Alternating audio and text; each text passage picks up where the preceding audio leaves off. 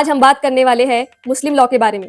India में इसका क्या स्कोप है, कौन से फंडामेंटल राइट्स मिलते हैं और कौन से जजमेंट इसमें जानना जरूरी है। सबसे पहले देखते हैं मुस्लिम लॉ क्या है। मुस्लिम लॉ एक रिलीजियस लॉ है, लेकिन इंडिया में ये पर्सनल लॉ के रूप में अप्लाई होता है, स्पेशली मैरिज, डाइवोर्स, इनहेरिटेंस और वक्फ मैटर्स में। ये लॉ मेजरली शरीयत एक्ट 1937 के थ्रू अप्लाई होता है। नेक्स्ट इज मैरिज यानी निकाह। मुस्लिम लॉ के अंडर 3 टाइप्स के निकाह होते हैं। फर्स्ट इज सही यानी वैलिड, जब सारे लीगल कंडीशंस फुलफिल हो जाए। सेकेंड इज बातिल यानी वॉइड, जैसे क्लोज ब्लड रिलेशंस में निकाह। थर्ड इज फासिद यानी इरेगुलर, जैसे विटनेस ना हो। और हाँ, मेहर यानी डॉवर, हस्बैंड की ड्यूटी होती है पे करना, जब तक प्रॉम्प्ट मेहर नहीं मिलता। वाइफ कोहैबिटेशन से मना कर सकती है। Next is divorce and triple तलाक। तलाक 3 तरह से होता है।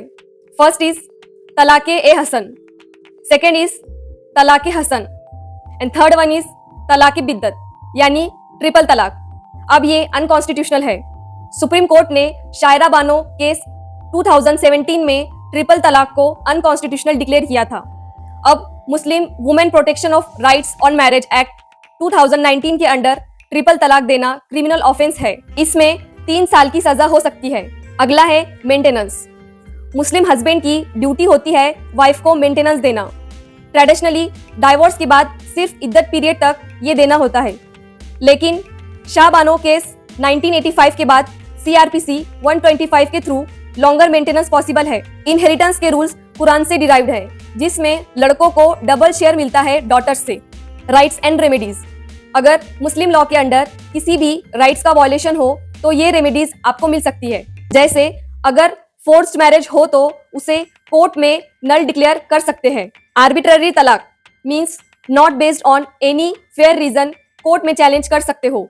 अगर मेंटेनेंस डिनाइड हुआ है तो CRPC के अंडर 125 में पिटीशन फाइल कर सकते हो। अगर मेहर नहीं दिया गया है तो civil suit for dowry recovery file करो। डोमेस्टिक वायलेंस हुआ है तो protection of women from DV act के अंदर केस फाइल कर सकते हो। बच्चों की कस्टडी चाहिए हो तो गार्डियंस एंड वार्ड्स एक्ट के तहत अप्लाई करो। Polygamy misuse means more than 1 husband और wife at the same time, file करो डिवोर्स या मेंटेनेंस। वक्फ का मिसयूज हुआ है, कंप्लेन टू वक्फ बोर्ड अंडर वक्फ act. These are the must know judgements, जरूर पढ़ लेना। मुस्लिम लॉ एक डिटेल पर्सनल लॉ सिस्टम है, लेकिन लीगल अवेयरनेस ना होने की वजह से कई लोग अपने फंडामेंटल राइट्स लूज कर देते हैं। ऐसे ही लीगल कंटेंट्स के लिए फॉलो कीजिए। सी यू टुमारो।